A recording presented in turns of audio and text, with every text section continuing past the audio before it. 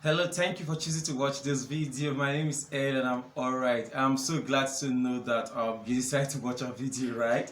So please kindly subscribe and hit the notification bell so you get to know and enjoy every time we share amazing videos. Okay, today I want to answer this question that people have been talking about, like what is wrong, what happens that you see a very educated and respectful woman, or you see a very educated and respectful man going for the house girl, going for the gateman, going for the driver, going for somebody who appears to be very low on very down the ladder their social status, very down the ladder their social status. What is really wrong? People really get concerned. We've seen people say that, oh, it was not just because he cheated, it was not just because she cheated, it was who he cheated with, who she cheated with. Such a dirty person, such a low class person, such a low level person. That is what's actually the most painful part of it. Yes, I do understand this because we feel, okay, if somebody were to cheat on us, if a spouse was to cheat on us, if somebody was to do us wrong, it should be with another person who is in the minimum of the same social class and level with us. Better still, somebody who is higher than us. So we feel like, oh, why would you decide to go so low? It means that you are ranking and you're rating me to be at the same person's level. But however, that may not be the situation. That may not be the case at all. We must understand what the situation, what the case really is. I like proverbs that says that when a person is full, honey and sugar becomes bitter, right? But when the person is hungry, right, something that is very bitter becomes sweet. And so this is where usually for people like that, when people like that come into the office, when we have people like that who contact us for counseling, who contact us for some counsel and advice, we usually want to know and assess first of all what is the state of sex in their marriage. What is the state of sex in their marriage? Like, okay, are they having satisfactory sex in their marriage? Are they having healthy sex in their marriage?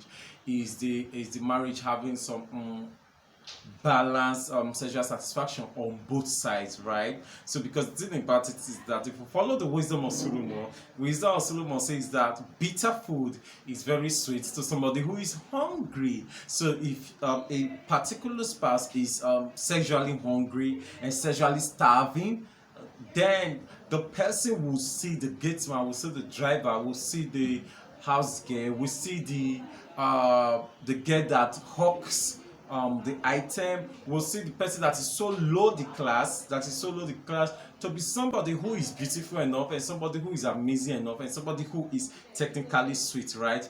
Remember here that what the person is concerned about is not necessarily the person's social class or social status, it's not the person's level of financial economy, it's not the person's educational achievement. What the person is concerned about is sexual satisfaction. And so whosoever can give the person that particular sexual satisfaction, whosoever can give the person that particular sexual pleasure, becomes a gold mine to that particular person. Now, becomes a gold mine to that spouse.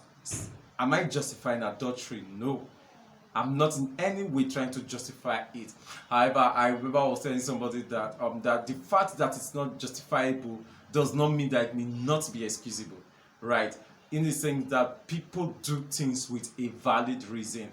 The person who commits a murder does it with a valid reason. The person who steals an item does it with a valid reason, right? But the question about it is that by the time you pick that reason, by the time you pick that excuse and you analyze it and you juxtapose it and you match it with the reality and the morality of the day, it may no longer be sufficient excuse, right?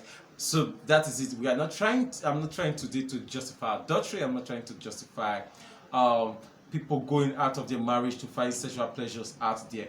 I'm only trying to explain to you what must have happened. I'm only trying to explain to you this is what may have caused it.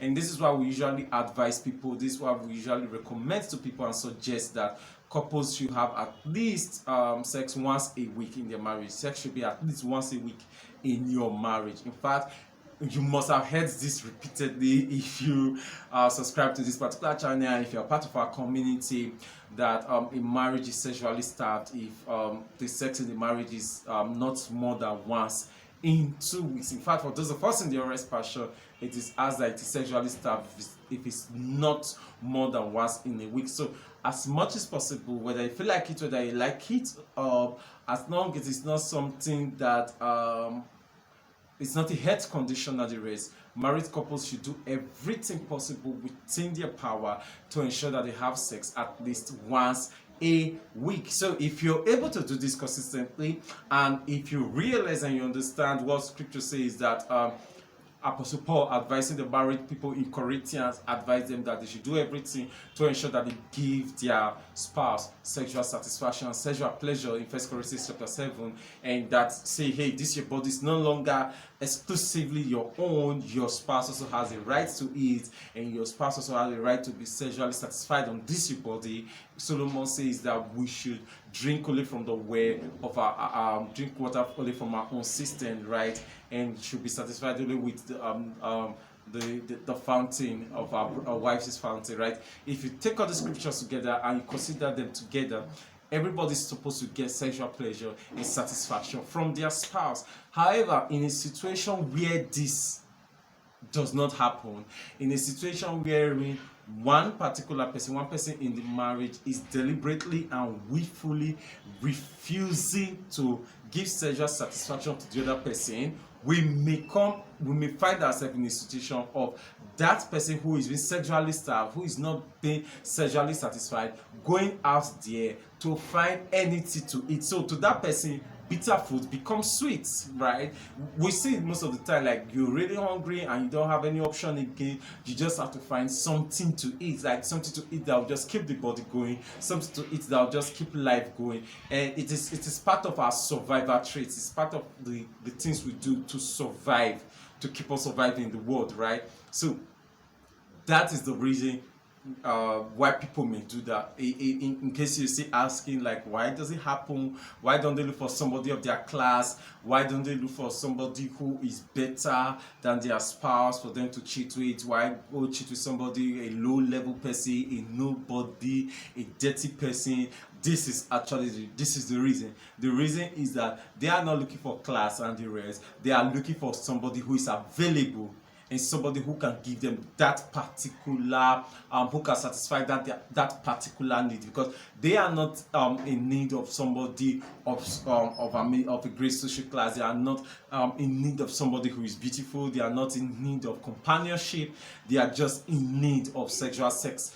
They are just in need of sexual pleasure and satisfaction. So whosoever can give it to them at that particular time of their hunger and of their thirst and of their starvation becomes somebody who is sweet. And that's why I started with what King Solomon said when he said that bitter food is sweet to the person who is hungry, and honey and sugar is tasteless and bitter to the person who is full. So right now, go back home, go back to your marriages, and ensure that your spouse is fully satisfied, and ensure that your spouse is not hungry and not starving sexually. My name is El, and I'm alright. Thank you so much for being part of our community, for watching this video. If you've not yet subscribe right now, hit the notification bell, right, so that you get to know more post videos like this. Share this with your friends so that you get to learn the same things that you're learning. Best of a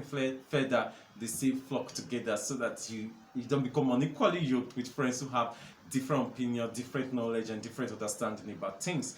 And if you drop any question or if you drop any comment in the comment section, be assured that I'm the one who is going to respond to it personally and directly. And if you send us a WhatsApp message, it will be coming straight to me. Thank you so much for watching this video. You rock.